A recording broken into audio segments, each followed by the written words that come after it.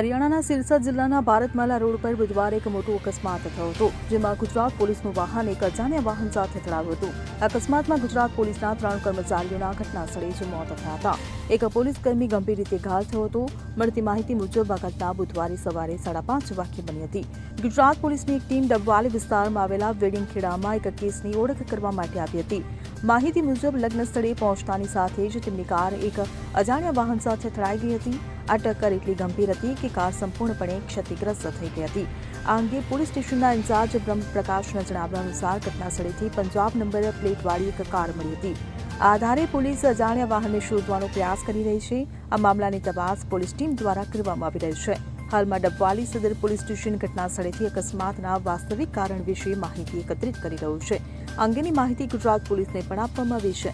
વધુ પોલીસ અધિકારીઓ પણ ટૂંક સમયમાં ડબવાલી પહોંચવાની અપેક્ષા છે. Bureau report CN24 news. હવે જુઓ દેશ દુનિયાની તમામ ખબરો તમારી આંગળીના ટેરવે.